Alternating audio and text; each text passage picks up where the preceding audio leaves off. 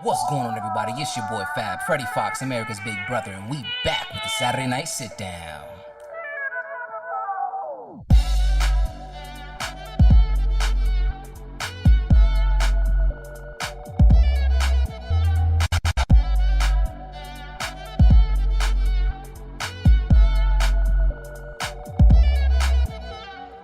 What's going on, everybody? It's your boy Fab, Freddie Fox, America's Big Brother, and we back with the Saturday Night Sit Down. And to start off today's show, I'm bringing back a good friend of mine and a great guest, Dylan Smith. What's going on, baby? How you doing, my man? I'm great, Freddie. Thank you so much for having me. It's great to be back in a studio. I haven't been in one forever.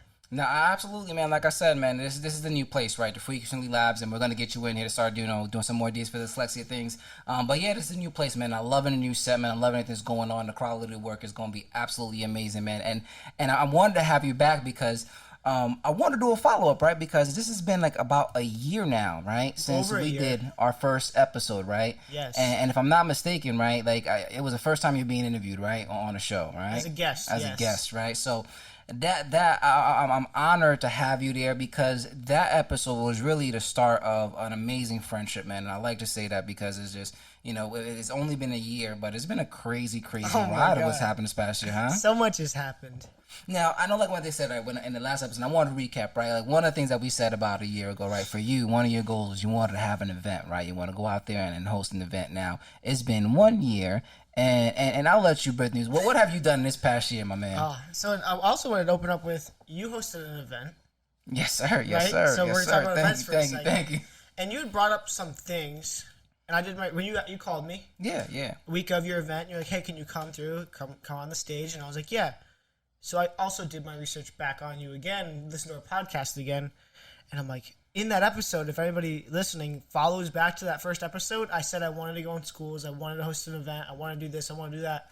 I accomplished everything in that episode and more. Absolutely. By the time we were on stage at your event. Yes, sir. Yes, sir. Back to your question is, since then I've hosted 2 events and sold them both out over capacity. That's right, man. And they've been absolutely amazing events, man. Unfortunately, I didn't make it to the first one, but the second one, I was just a couple weeks ago, has just been absolutely incredible, man. I'm still feeling the after effects of that, man. Just the people that were in the room, the energy, the vibe, and just that, like that's why, like, I took you aside in there, right? When we were going through and everything was going crazy and stuff, and I knew where your mentality is, right? Like you wanted everything to be perfect and everything's going on, and you rushing back and this and forth, and I just grabbed it. I was like, yo, listen, Dylan, just take a second, man. Just take a second. Look around this room. Just look around and look what you did. Yeah. Look what you've accomplished. Like, you did this. Everybody's here because of you. Nobody else, bro. Like, just soak it in for a moment. Appreciate the little wins, man, because, it's going to be gone tomorrow, right? And, you really had to soak it in. And I just want to do that because, again, like I said, it's been a year and everything that we've wanted to do and more, we've just grown so much. And it's been incredible, just having you as my back, having you in my corner, man. I know we got so much more things going on in the future, man. Yeah. I mean, it was an amazing moment. You got to meet some people that I told you stories about. Absolutely. See Like my Pappy. family, my mom, my pappy. Absolutely, he's a great man, and Pappy's gonna be. I'm getting him on the show, man. We're gonna get him in to see someone. Yes. Somehow he's gonna be on here because that is a great man. So I was just so looking forward to speaking to him. Yeah, man.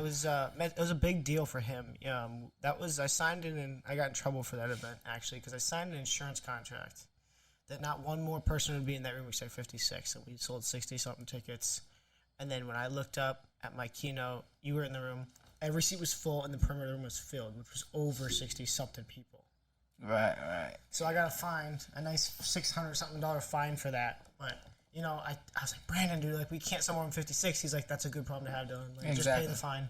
That's it. Sometimes you gotta eat those, man. Like I don't know if you've seen that, right? Well, it was Mark Cuban, I love this one where they interviewing him and he was like, yeah, you just got fined $50,000 for cursing on national TV, and he was like, what? He was like, really? So if I do it again, it's another $50,000 going to that charity? They was like, yeah. Fuck it. Like, that was just,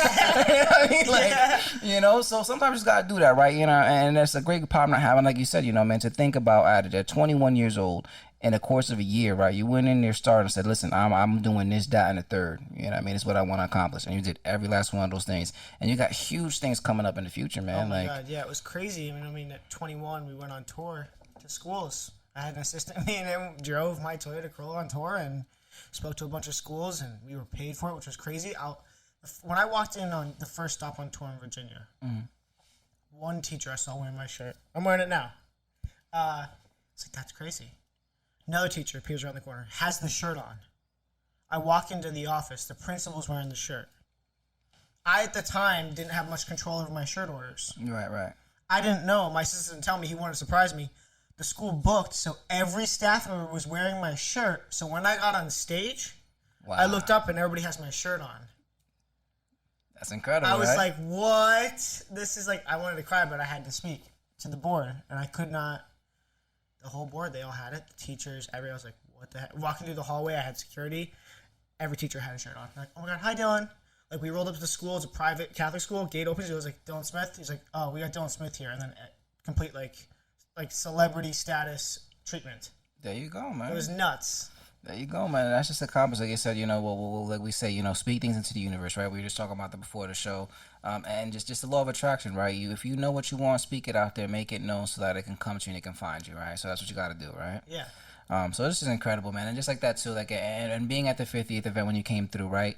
I had the pleasure of meeting some of your new people around you, right? You know what I mean? When you came into the studio and I met you for the first time, I was just there. It was Dylan Smith. No crew, no crew, nothing like that, man. It's just this young kid, so eager, ready to go, full of energy, and just so inspiring. Like I said, man, you know what I mean? I'm looking at you and I'm just like, man, like this kid is so inspiring, man. Like he really gives me energy to go and something, to chase and inspire. So it's just incredible that you're able to do that. And then now that I see you at my 50th event, and now you got your little crew, I want to speak to some of them. So I'll let you do the rest here, right? So there's just stories like obviously, the structure behind Defying All Odds Day, we've spoken about it. Right. It was to help those who need it most. So many people have so many questions about, like Freddie Fox. How did you get started becoming Freddie Fox? Dylan, how did you start? You could tell anybody what you did, your exact steps. That's easy. Mm-hmm. But if they don't want to be Freddie Fox, America's Big Brother, your steps aren't going to help them. Absolutely. If they don't want to be Dylan Smith, DS for Dyslexia, my steps aren't going to help them. But steps that we've taken, they can use. Right? So I've had a lot of people come up to me and they're like, hey, how do I do this? How do I do this? I want to do this. How do I do this? I'm not happy where I am. And this gentleman, he was like, he came up to me on a Saturday night. I rolled into everybody in our town hangs out in this one spot. And I was rolling with my friends and a couple girls. And it's a Saturday night. I work a lot. Kid rolls up to me. He's like, yo, can we talk stocks? And I'm like, what? Like, no. Like, what are you talking about? And then he knew what, I guess, string to pull because we went to high school together. And he got me talking business. And once I started talking business, I'm in. Like, I'm done. I'm in. And then we didn't talk for a long time. And then he asked me again. Then he asked me again. Then he asked me again. He was showing me eagerness. And then my assistant went back to playing baseball. And my intern went home. And then this happened. And then I needed somebody. And then I was like, all right, this kid's showing me enough. So I showed up I called him out of nowhere. And I showed up at his house on like a Monday night at 9 p.m. And I was like, hey, you want to do this? Do X, Y, and Z. And then we'll see what I can do. And he did X, Y, Z, B, A, C. And then he didn't call me, but I was watching. Right. And I had people talking. And I said, hey, I got this place. My assistant has just stepped down. I have no intern. I need you there. He's like, okay, I'm there. Where? Stanford's like, I'm moving. I'm doing this. And then he just made it happen. And that was your event. So he went and he learned and he pushed himself out of his comfort zone to give you a testimony. Absolutely. Out front of the venue. And then I started doing a press tour for my stuff, and he was there. I had him doing my press tour with me. I had him doing this. And I got a lot of comments. And you observed it for sure. Everybody's like, yo, your team was on it at the event. On it. Everything worked like such an oiled machine. And for this kid to be able to go from, pizza delivery, hanging out in this parking lot every night, not knowing what he wants to do, doing the wrong things. I asked him one question. I said, who in this parking lot has what you want? And he didn't have an answer for me. He's like, nobody here. I was like, then why are you here? If I'm the only person who has the answers that you want, and I show up once a year for 10 minutes, why are you still here? Change nothing, nothing changes. And he took it, he ran, and he's literally unrecognizable. Like, 2 months ago, he was doing that. And he did my press tour, he did my event, and then he's like, I'm doing this. He just signed with Gio, who's going to be an upcoming episode, or is already out. And he's just been, how do I level up? How do I level up? He went from, I don't know if I can make it to, really, I'm going to make it work. And I just kept asking him, how bad do you want it? How bad do you want it? So I'm so proud. His name is Eli Lopez. He's my intern. His internship ends soon. I'm very sad about it. If he wasn't moving, he'd be on full time. And I mean, I'm proud of him. He wants it. Awesome, And I'm man. so glad that you're letting him come on here. Like, this is awesome. No, most definitely, and why I wanted to have him on here, right, is because I see that, right, to look at you, and when you came in there, right, 20 years old into the studio, and just the eagerness and just how sure, and I think that's what it was, right. I think, and if I'm being honest with myself, I think that's what it was, man. I envied your confidence in a sense, right? Because, you're being so young. I was like, man, I wish I had the balls this kid had at his age, man. I was just so unsure of who I was and what I wanted at that time.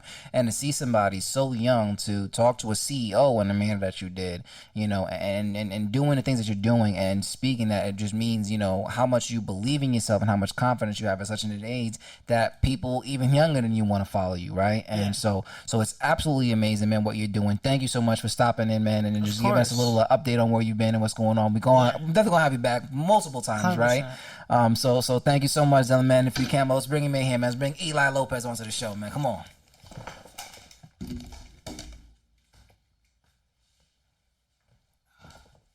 Hello, hello. What's going on? What's going going on, on, man? How you doing, man? How you doing? I'm doing good. Thank you for having me here.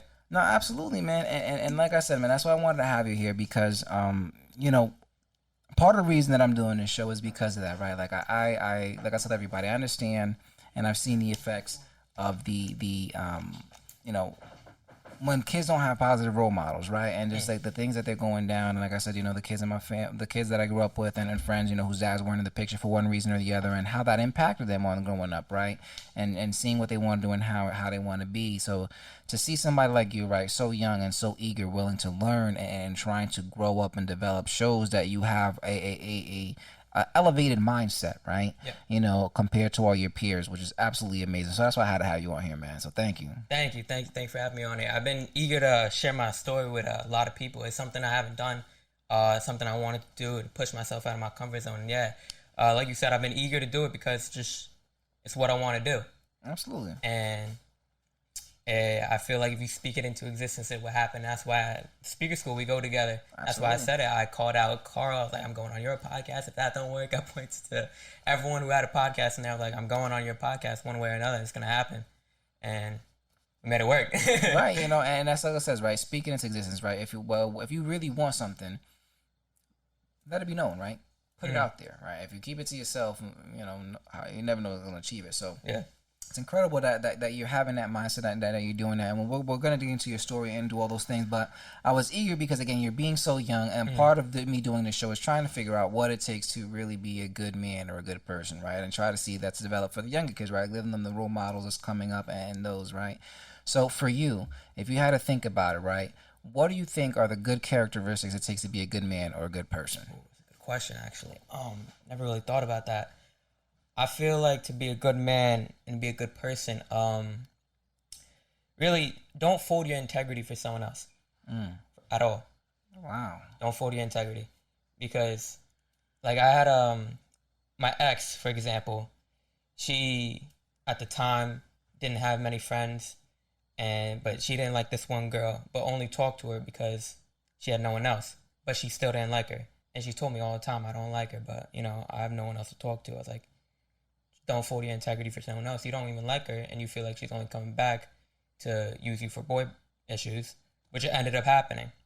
I was like, you see what happens when you fold your integrity for someone else. You do something you don't like, and you be uncomfortable. So that's what I feel like it also takes to be a good man. Another thing is, when something bad happens, us as men, we just can't run away. You can't. We don't have that option. So I feel like no matter what happens, you have to step up to the plate, and you have to just face it. You have to figure it out. I like this one quote by Brandon Gay Doris. He says, "There's something that's gonna happen every day that you don't have the answer to, but you just gotta figure it out. And as a man, you gotta figure it out."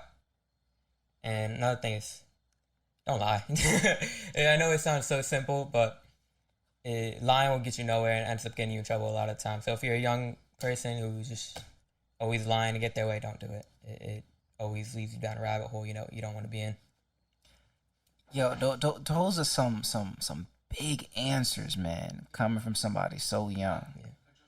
You know what I mean? Like, to think about this, right? You're 19 years old, and right, this is the age, right, where as kids that you were with our friends, we're trying to fit in and going out and partying and doing all these things and kind of like facing constant peer pressure.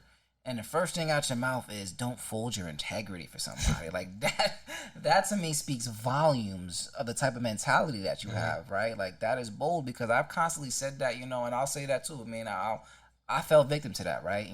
Growing up and trying to figure out, like, I really thought that it was wrong to be me, right? Like, Yeah, because well, I we was all so fell different. victim to that. Yeah, we all fell victim to that at some point. I got into a lot of bad habits for doing that, just trying to fit in, Right, to right. say. And it led me down a bad hole. It led me down a bad path that I don't regret because it taught me a lot. But I'm glad that I went through it. But it's something I don't want to go back to, I would say. And yeah, there's a lot of people that I still talk to, per se, that I still know from that. But I don't want to be around it anymore because I'm trying to surround myself with a better community that will, like, what Dylan always tells me. He tells me if someone has what you want, then talk to them. Don't talk to someone else who doesn't have what you want. Like you were saying at the parking lot. He asked me, does anyone here have what you want? I was like, besides cool cars now. And I honestly think my car's the best. So yeah, no one here has what I want besides what Dylan has. And he's like, well, why are you here? And I was like, well, you have a good point. So since then, I've changed my mindset. That's what I love about Dylan. He's helped me change my mindset so much by surrounding me by a great community of people like yourself, like Brandon, like Gio, we mentioned already. And yeah, it's helped me change my mindset a lot. And I definitely needed that from where I was when he found me. And forgive me, like I'm here just kind of smirking and just like in amazement because the more you talk, the more I'm impressed with just your mindset, bro. Like it's just incredible for you to think the way you think at this age, to be so aware, right, of what you really want and so self assured. It's like the same thing like I was telling that Dylan before this. It's just like I envy that in people this young because I didn't have that, right. I was so scared to achieve that, and it's just so crazy to see that it can be done, right. And people do have that mentality, and for you, right, because you said, right, folding your integrity and it leading you down the path of England cause it. So what was the lesson? How did you develop that, or why did that make that a characteristic for you? Like, don't fold integrity. What was it that was like, what, this is it, like this is what it takes? Like what was that moment? Okay, so it was a few things, but I would say the main one is I don't know if I should say this on camera. I used to smoke weed a lot. Okay. A lot every day, just non-stop. And if I didn't smoke my own weed, I was smoking someone else's. And the reason I started into that, the vapes got me into it. Everyone vapes nowadays. Things crazy. You get so addicted so quick. So that's what got me into it. Also, my big brother also did it. So it just felt like the right thing to do. But it also didn't feel like, when I first started, it didn't feel like it was me. And when I stopped smoking weed, my mind, I just thought so much clearer. And I was like, all right, why did I even get into this in the first place? Well, because everyone else around me was doing it. And it's another thing about community. When you surround yourself by it, you're going to end up doing it. If you surround yourself by 5 millionaires, you're going to be 6. Surround yourself by 5 stoners, you're going to be 6. And so when I surrounded myself by it, it just ended up doing it. They were like, here, like, okay, I'll try it. Not knowing what it would do. And it just led me down to doing it every freaking day, becoming almost addicted to it. Not to the plant itself, but to the feeling of being high. So, and when that happened, it kept going from there. And then I ended up spending money I didn't have, or every single penny I got was into that. Like, if I would ask my mom for $20 to go to McDonald's, end up spending it on like 2 disposables, not eating anything for the day. It was stupid. It was stupid looking back at it. I'm like, why did I even do that? Why did I even get into it? So much money, so much time wasted. I think that's the biggest thing. The opportunity cost of the time that you wasted. Right. Because a lot of the times when I was smoking weed, I had a mentality. It was like, I was just so chilled. I was just so laid back. And I wasn't trying to do anything. Everyone asked me, oh, why don't you get a job? And I always made up excuses. That's another thing. I always made up excuses. And I would find excuses to just go smoke weed. Literally. And so I think that was one thing that told me, just like, why are you forfeiting your integrity? Why are you doing something just because like someone else is doing it? It's kind of stupid. And that's why now, like, I just don't do that, like, at all. I don't. And I want to stay true to myself in that way. That's probably one of the big things that has taught me, just don't forfeit your integrity. Another thing, my father as well. My father was born and raised in Brooklyn. So he's had a strong upbringing as well. And he's drilled a lot into me. Like a lot of work ethic and things of that nature.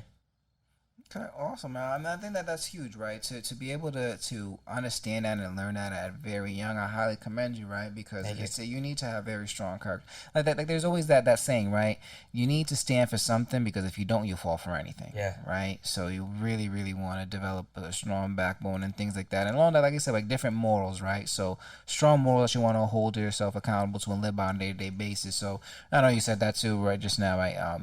Not folding for anybody, not folding your integrity. Or what are some key morals for you would say that you think you also hold near and dear to your heart?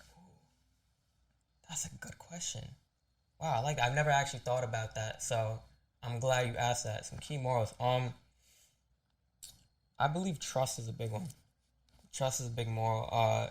If you don't have trust with someone, then everything else is kind of lackluster.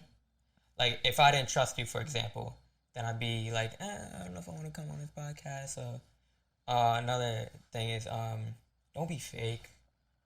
That's another one. A lot of people are so fake, and that's when I bring up the lying part.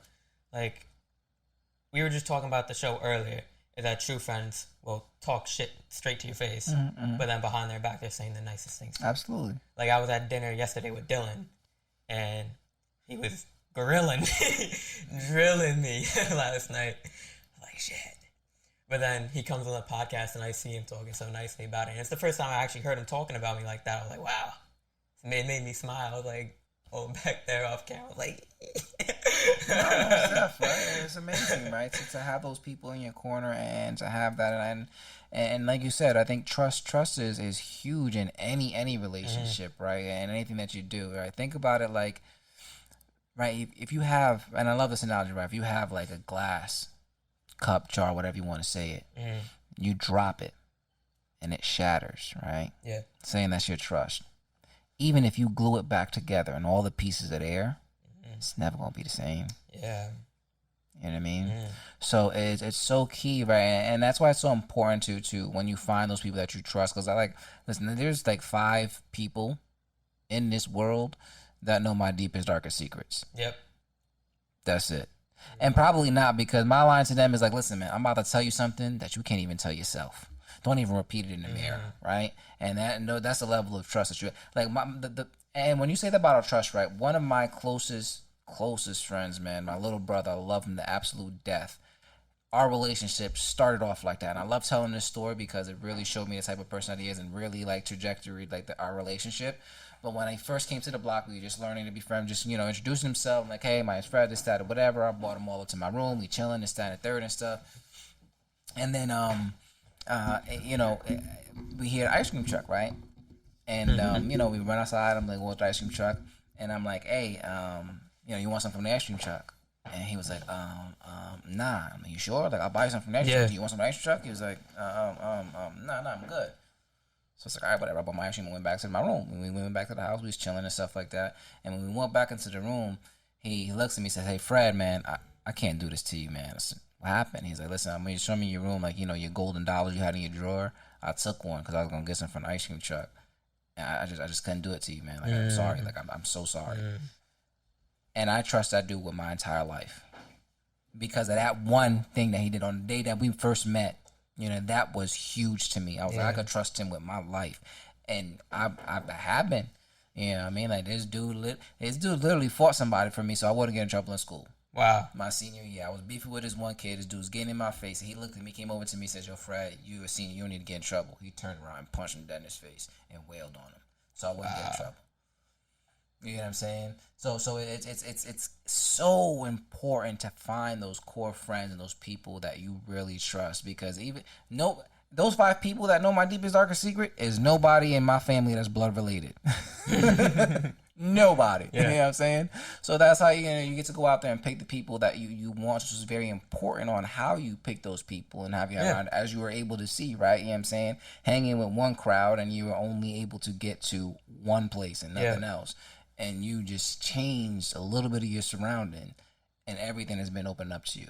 You know what I mean? So it's just absolutely incredible. And just like that, again, I'm just so blown away by your mindset. So I'm sitting here kind of like smirking and chuckling because I'm just so impressed. And that's why I love doing these shows and talking to people, because I get to know them more and more. And it's crazy. So like you said, right, like part of that things that you got from your dad, right, and what he said and how he was raised and everything. And part of that, just with the show, is that, right, to get us as men to understand how important we are to our children and their kids, right? Why we shouldn't walk away, or you know what I mean, like do everything in our power to be there for them, because what we do or what we teach them, whether we're there or not, matters. Yes. Right? And 100%. if you're not there, you have no control over what they learn, think, or do. And that's very, very dangerous, right? And in your case, it's a perfect example of, right, having your dad there for you and teaching you all these things, right? So what would you describe your relationship like with your dad? Okay, so before I get into that, I would like to mention a few things. You were talking about when it comes to trusting people. It's so important to also have people to trust when you want to become vulnerable to someone, because I've been in the position where I've had to hold my emotions in, and it's not a great place to be in. And it's always good to have someone you can trust to be able to vent to. And that was actually Dylan for me when I was going through a bad time over the summer. So I wanted to mention that. And also when you mentioned about doing one thing and only end up with one result, a lot of people want a different result all the time. But every time they try to go after the different result, they're still the same. They don't change. So for me, it's like, how do you expect a different result if you don't change? And that's what I keep telling this one girl who keeps trying to come back to me. She keeps expecting a different result, but she doesn't want to change herself. So it's like, listen, I got Dylan hounding me about that too. Off camera. He's like, don't do it. Don't do it. Don't do it. I'm like, I know, man. I know. So, yeah. What was your question again? I'm sorry. It's not, man, let's move on. I know, just trust me. It's never going back. But my question to you is, right, like for you, what was your relationship? What's your relationship with your dad like? Oh, I have a great relationship with my father. So it's funny because he's actually not my blood father. So, yeah. So to hear that part, you have to hear a little bit of the story, and we have to actually start with my mother's story first, just a little bit of it. So my mother had a kid at 17. She got married at 17. She was, when growing up, a kid that didn't get a lot of attention. So when this one person gave her attention, she fell for it immediately. Ended up having a kid on accident. It wasn't on purpose, but they have a kid on accident. That's my older brother, Daryl. Love the kid to death. But then they ended up divorcing. And then my mother got with my biological father. And she had 2 kids with him on accident. Again, we're both failed birth control. We're like that 0.01% that sneak by. So you're lucky to have me here. Bro, you're here for a reason. I'm here for a reason. I'm here for a reason. Yeah, you're right. But so yeah. Then my biological father wasn't the greatest person. He wasn't the greatest man, I would say. He isn't a man that I look up to at all in any way, because he only stayed around for his benefit. Because when my mother got pregnant, she was 17 when she got her first baby. She didn't care. She was like, I'm stepping up myself. So my mother was more of a man than my biological father was. And when she had the second kid, she said, again, I'm stepping up. Third kid, again, I'm stepping up. We're all within 5 years of each other. She had me at 23. So she has 3 kids at 23. And she's out on her own. So she stepped up for herself.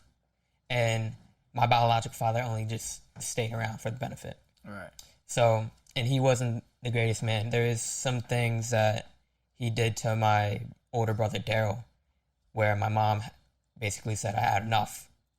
And he also emotionally abused my mother, and it wasn't a great place to be. So he is not a man I admire at all. He didn't even work. He was just a fat ass that like sat on the couch. And the one time he worked was because my mother told him, we need a job, you need to get more income or we're going to be nothing.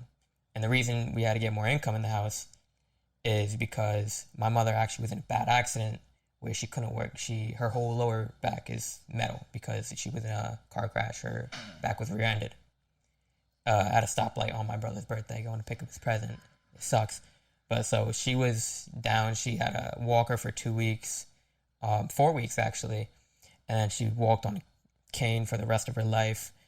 And it started to leading her be overweight. She just couldn't step up anymore physically because she medically just wasn't allowed to work anymore. So that was the only reason he actually got a job, and he got a job at as a bus driver, a school bus driver, something basic. But yeah, something happened, and I'm not gonna get into detail what it is.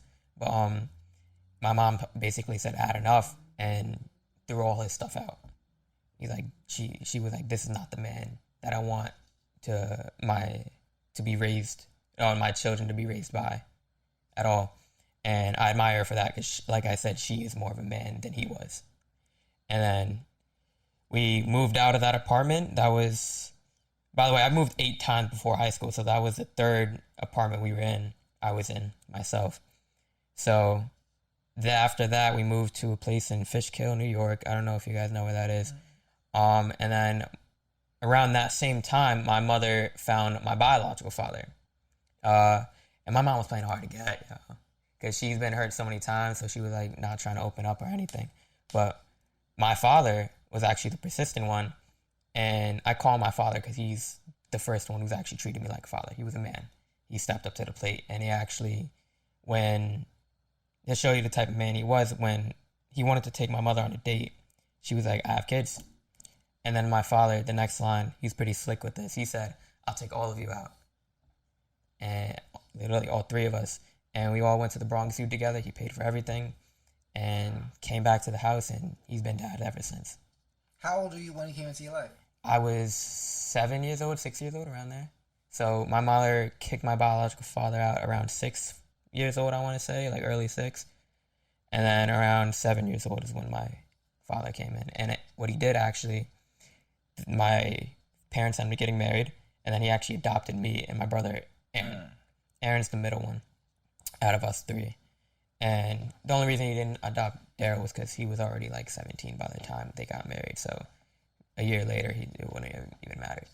But he still calls my father dad because, like I said, he's been the one that provided for us. When he was actually came to the house, he drove to Long Island every day to work, but he still came back to this house. So he drove like 3 hours there, 3 hours back, and worked a 10-hour shift in between. But he still came back every night just to be a dad. Wow. Right? So his work ethic and him stepping up has taught me a lot.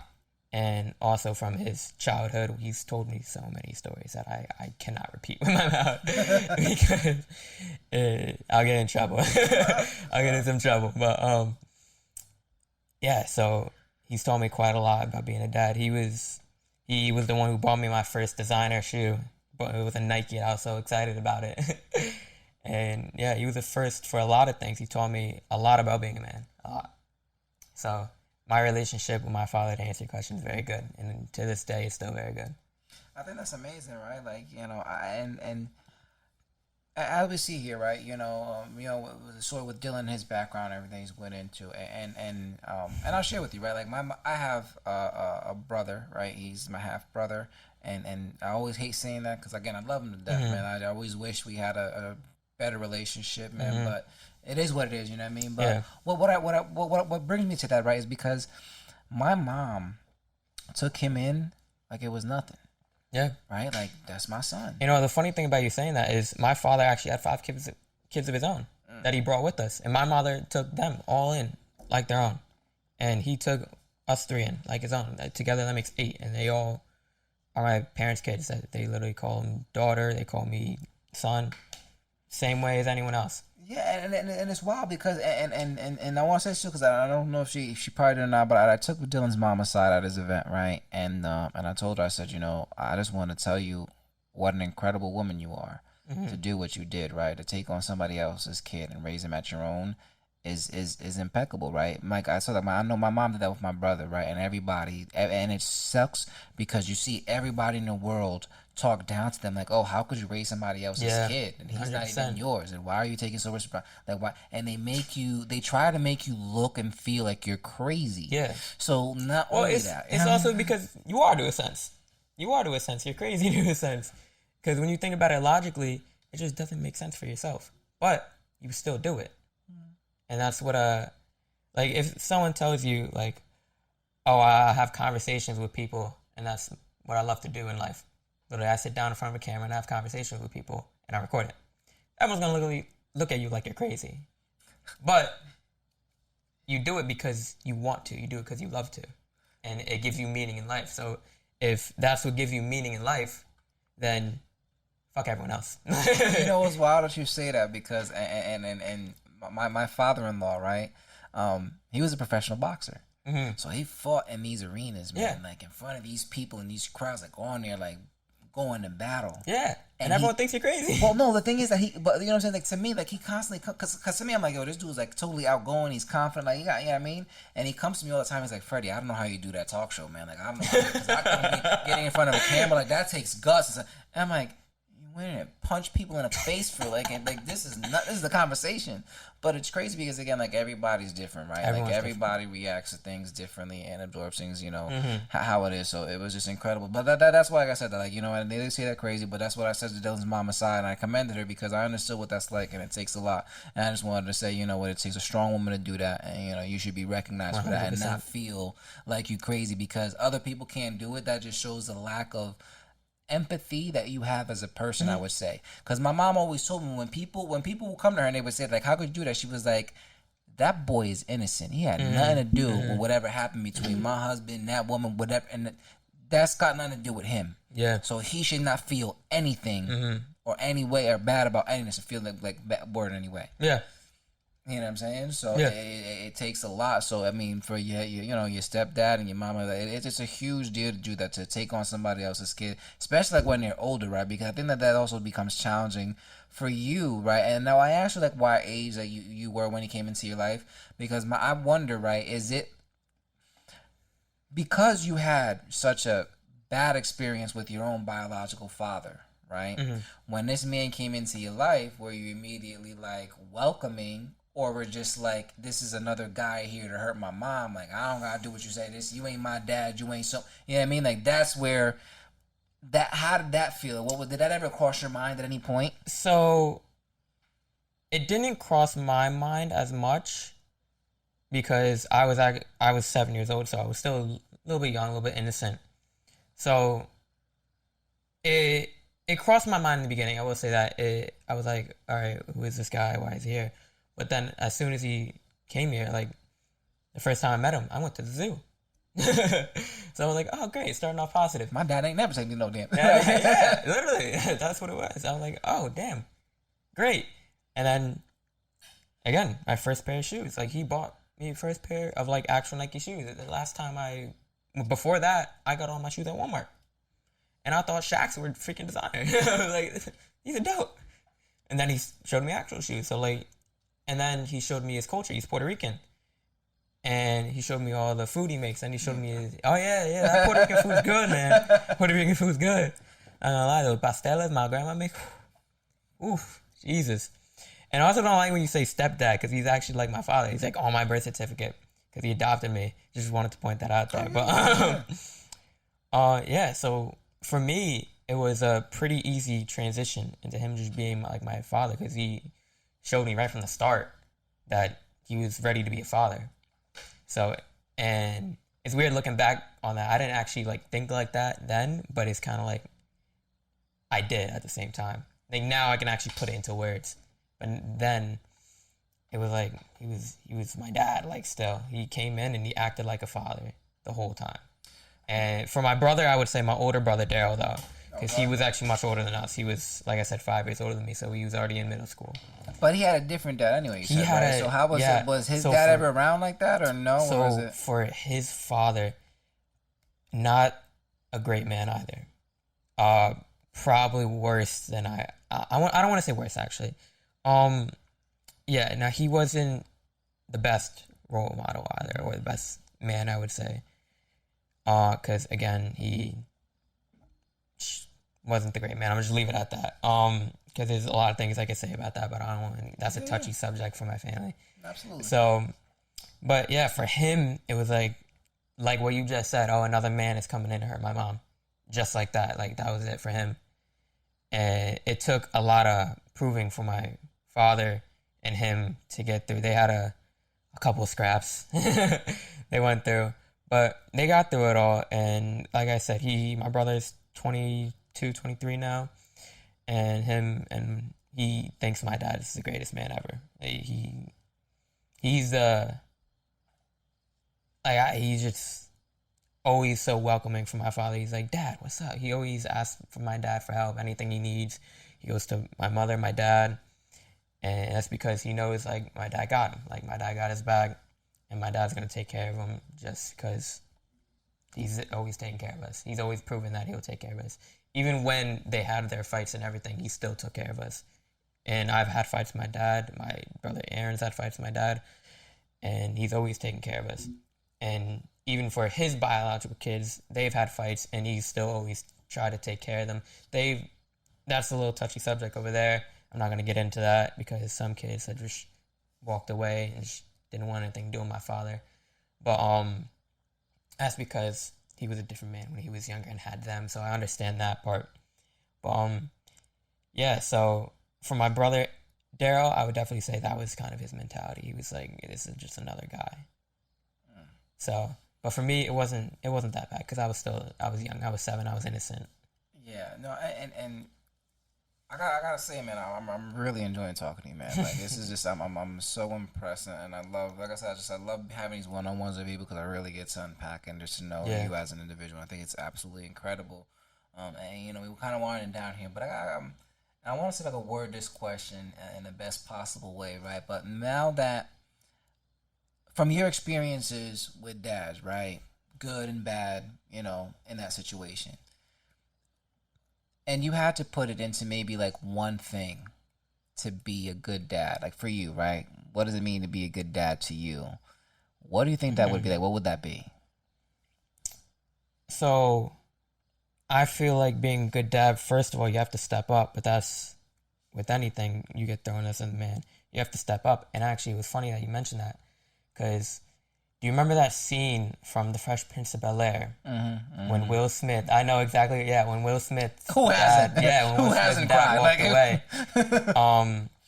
I feel the relationship Uncle Phil and Will Smith had in that relationship is essentially what it is to be a good dad.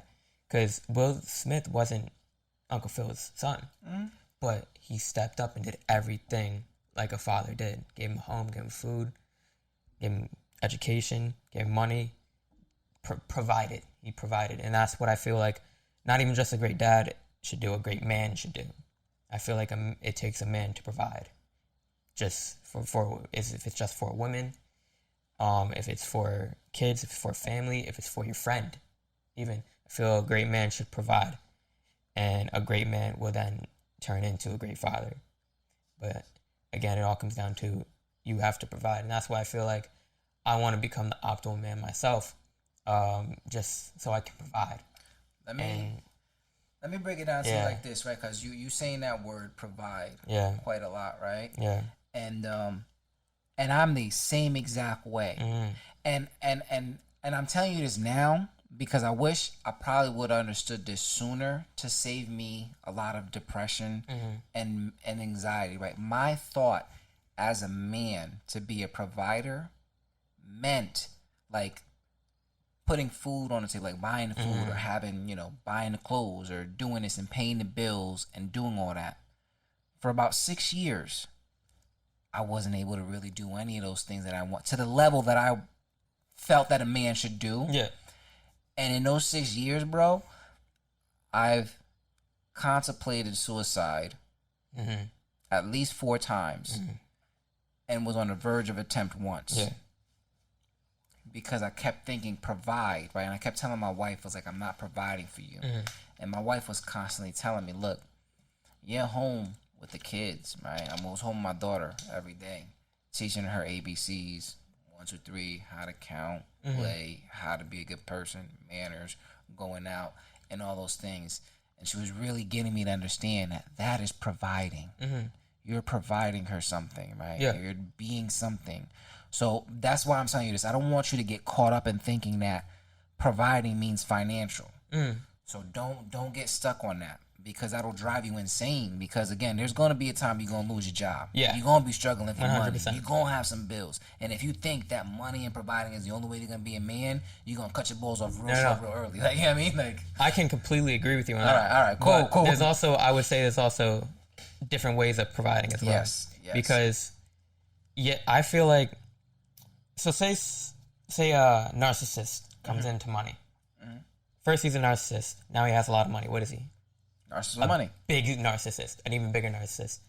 So I feel like if you're a good man and can provide yourself first, that's why it all starts with self-development. I love this kid. Yeah, Man, guys, look that's why at it this. starts It's with like self-development. You always start with self-development first, and that's why I talk with Brandon. Well, first you have to get in the mindset that you actually want to change. Absolutely. Then you go to self-development. And that's why I love the circle that I'm in, because you have Dylan, who gets you in the right mindset, and he'll get you around the right people to change your mindset to want to do that. And then you have Brandon, who will help you develop yourself. So now you're ready to actually go into physical development. You're ready to go in financial development, and can provide in all the ways you want to provide. Because no matter what, if you know yourself well enough, you can provide yourself to your kids. Like you're saying, you're teaching their ABCs. That's providing 100%. But that's because you yourself are a man. Right. You yourself are a man. Now, you want to be able to provide financially. You want to be able to live long enough to see your kids grow up and get married. So now you want to provide physically for yourself so you can do that. So I feel like there's not just one way to provide. I feel like you need all of these things as well together. Because, like I said, it starts with yourself. Way more level-headed than me there, bro. Yeah. And that's why I want to actually teach men like us Absolutely.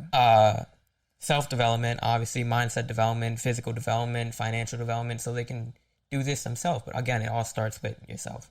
Because, like I said, if a narcissist comes into money, they're a big narcissist. If a nice guy comes into money, they're a really nice guy. All these things, like big muscles, like I've seen douchebags who got money or big muscles, and they're just extreme douchebags at that point. Because now they have so much confidence that they're the shit. And it's like, get the fuck away from me, please. So I feel like, again, it all starts with yourself. And once you get yourself and your head in the right space, then you go after these things, you become the optimal version of yourself. And I feel like it's important to do that, because I heard a quote, hell is when you are at the end of your life and you see the person you could have been, but you're not that person because you didn't reach your full potential. Yeah, I heard that. John Doe. Well, I remember John Doe said that was crazy. I've heard it in That really made me start thinking things differently. Yeah. So it's just, it's incredible, like you said, and then it's true, right? Like they say, like money changes you. Money doesn't change you. Money only amplifies what's already Exactly. there. That's how I would say it. 100%. It only amplifies what's already there, right? So you've known that. So dude, this has been an incredible conversation, man. I know we're definitely going to talk some more. Like I said, we're definitely in the same circle. We're going thing. I think your mentality is just absolutely amazing. So as we wind down here, I got 2 last questions for you, right? Go ahead. So the first one, so far in everything that you've been through, right? All your experiences that you've seen, people that you've talked to, what do you think has been the best piece of advice you received? Oh, that's a hard question. It's so much. I would say the one that's popping out in my head right now is because I get told it every day by the man outside the room right now laughing at us, Dylan Smith. How badly do you want it? And it applies in so many different things. I say that because it applies in so many different things. It's because, like we were talking about with this girl that I was mentioning that you said don't go back to. I don't go back to her because she doesn't change. But if she decided, I want to say this, if the root of the word decide, I heard this by Ken Jocelyn, the root of the word decide is to kill off. So when you decide you want something and you want that, you kill off everything that's in between. Everything in between from you getting to what you want, you kill it. And that's why you stop hanging around with the certain people you do. So it all comes down, how badly do you want it? And if you want it, decide. And once you decide, you kill off every distraction in between. And that's probably the best one I got right now. Gosh. Okay. I mean, like I said, you know, I mean, who would have thought, right? Like what I've uncovered in the last 40-something minutes with you, right? Like it's just, I'm just so impressed with you, man. Like it's crazy. Are you impressed because of my mindset? Or Yeah, impressed 'cause I'm absolutely. 19? You know, that's a combination of both, man. To have that mindset at that age is incredible, right? It takes a lot of people years to kind of get to the point that you're at. So Yeah, it also helps when you're surrounded by a great group of people. That's the one thing I would say. When you have a great group of people around you, there you go. So it does help with that. But again, it also comes down to self-awareness, like you mentioned earlier. Absolutely. You have to have a lot of self-awareness. And I feel like moving to 8 different locations before I even went to high school gave me so much self-awareness. Because I was like, okay, everywhere you go, there's going to be the same kind of people. There's going to be the popular kids. There's going to be the goth kids. There's going to be the stoner kids. There's going to be the degenerates, the car kids. There's going to be all these different types of people, and you need to be self-aware about who you are. So that's what I feel. And it's funny because I'm also an introvert. Like, I'm a natural introvert. Like, I like to just chill in my home. And, like, when I go home, like, yes, I'm home. But, again, moving to those 8 different times, it's taught me that so many extroverted tendencies that I'm like, when you see me, you think I'm an extrovert. Because I've just taught myself to how to network, how to talk to people. Right. Just naturally, and it's such a great thing for you. I think you have to have balance. I think there's always like it's a great quote, you're gonna love it. There's the yin and yang. Mm-hmm. There's the white, and there's the black. Neither one is right or wrong, but I feel like wisdom, a true wise man, knows when to choose white or black. And I feel like I love that quote. I don't know why, I just wanted to say that. Oh, well, there you go, man. No, that's beautiful, right? It takes a lot, right, to understand that, right, wrong, and make those decisions, right, and being able to do that. And you got to have wisdom to be able to make those decisions, right, and those clear-cut things. That's like, for me, when like I told my wife, one of the things is that when I get involved with certain things or certain decisions that I make, I try to remove all emotion from the equation. You know, I just go in there and just try to put as black and white as I possibly can. That's what I think about it. I try to put as black and white as I can so I can make a decision, right? But there's so always going to be a gray area. So, you know, you definitely got to do that. So then lastly, right, as we wind down here, then my last question for you then is this, right? Looking back at these younger kids, right, and if you had to give them one piece of advice, what would that be? Oh, that's a good one. Young advice to a kid. Oh. So now I'm thinking about what I wanted to hear as a kid, basically. That's what I'm trying to think of. And when I think about that, it's basically stop procrastinating is a good one. That's one that keeps coming to my head because I was a huge procrastinator. And like you were saying off camera before, because I was talking about like how I wanted to find my angle in the industry, how I wanted to get in, but I just don't know what angle to get into yet. Right. But I feel like you just said just start. Just move. Just start. Just go. So I feel like that's a great thing for kids to understand. It's like when you want to do something, just do it. How badly comes down to how badly you want it. Just decide, kill off what's in between, and go get it. Because as a young kid, I was like the little guy. I was always shadowed in my brother's footsteps, and I was always scared to just do what I wanted to do. If I wanted to punch a kid in the face, I'd be like, even though he's talking crap about me right to my face, he's saying stupid crap, I would just be like, because I don't know, it was just, I procrastinated so much, and I just didn't go after what I wanted. I remember in high school, I always wanted to join the football team because I was quick, and I loved football as a little toddler. I loved it because I used to play football, taekwondo, and jiu-jitsu, and I wanted to get back in all those things, but I just never joined the football team. And then it became sophomore year. I was like, I'll join next year. And it became junior year, and then COVID hit. I was like, all right, well, now I can't join. And then it became senior year, and it was, again, COVID. Well, they had football, but I didn't join again. And then I'm out of high school. I'm like, why didn't I join? So, again, don't procrastinate. Don't put things off as a little kid. If if you want something, go after it. If you want to play basketball, just play basketball. Because you're still young, you can mess up, and you're gonna mess up. Right. When you're doing something you want, don't be discouraged by just messing up. Everyone messes up. Everyone loses. It's just what you do after you lose. You have to just take it as a lesson and just keep going. Yeah. Yeah. I mean, you know, it's man, you got to be strong in those areas, man. Yeah. Just learn and move on, right? And In every area, relationships, friendships, and everything, right? I think it goes down to like you were saying, right? Just go out there and don't progress, just move. It's this quote that I love that I came into earlier this year, and you know, I can go into it similar, just changing the words a little bit, but it goes, you know, you could either say something and mess everything up, or say nothing and mess yourself up, right? And the same thing, right? You could either do something about it, right? And then if you do something about it, something could change, or you could do nothing and then live with the what if for the rest of your life. The regret. And nobody wants to live with the what if. No one. You know what I mean? Like, and you said like regret. I was thinking about that. I was saying something about regret, but I don't believe in regret, right? Like, man, so I'm starting to think about it because, you know, everything that you did in your life at one point, that was exactly what you wanted to do, right? That's why you did it. Yeah. You know, whether, you know, because the outcome didn't go the way you planned, shouldn't mean you should regret that action. You just got to deal with the consequences, but at least you did it. You know what happens right now. You know what happens if you do that, right? Yeah, and if you don't do it, you're like, all right, now what if I did it? And that's why I also believe don't waste your time in procrastination, because all the millionaires in the world, the reason they're millionaires is because they didn't waste their time. Right. And they all know that $1 billion, $1 trillion, all the net worth in the world cannot buy you 1 second of time back in this life. So whatever I do tonight, I can't get back. I can make up for it the next day, but I cannot get it back. So that's why, again, if you want to do it, just do it. You can't get that time back. I can't go back to high school and join the football team, no matter how badly I want to. I can't go back and kiss that girl in the car that I don't want to kiss. I can't. You got to do it. Just go for it. What can you do? Fall on your face? All right, well, get back up.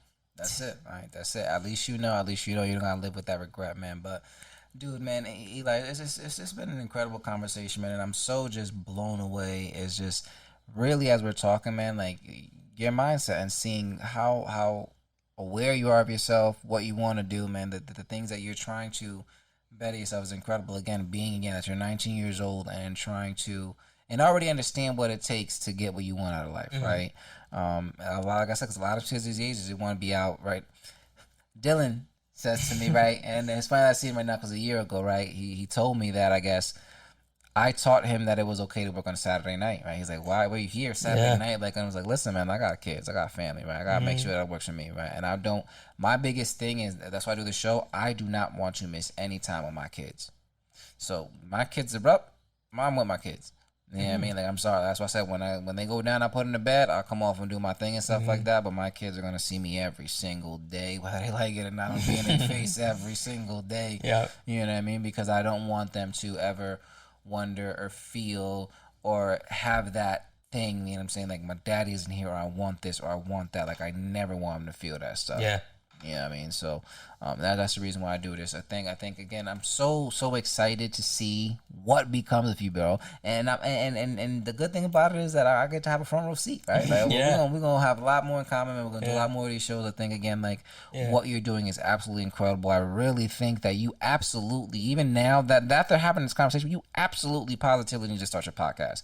I don't care what you talk about or whatever that you do, you absolutely need to do something ASAP, because the people to see a kid your age, right? Other kids 18, 17, 16, 15 years old, to see somebody close to their age relevant being out there achieving, like going out there and really want to do something with their life and making an impact, that is inspirational with itself. That is an angle that you could use right now to take off and do what you got to do. But you absolutely 100% need to get started ASAP. Yep. Yeah, if you need tips, helps, whatever you need, listen, I'm a phone call away. We're here for you, man. You know what I'm saying? I feel like the big reason I haven't gotten started yet is because, like, I'm moving. It's so difficult because I'm moving to Florida, Ocala, Florida. There's all there is in Florida is horses. So I feel like a big problem is, like, I have no network down there. I'm gonna hit you with a very, very powerful quote, right? Hit me with something. That a very wise man said is very close to all of us, right? I make time. Yep. Not excuses. Oh, 100%. All right? I know who said so that. So leave with I know that. who All said right, that. leave with that, man. So listen, thank you so much for being on the show, man. Everybody, thank you so much for watching and being here. As I always say, no matter who you are, no matter what you've done, your big brother loves you. Stay blessed, everybody. How's that?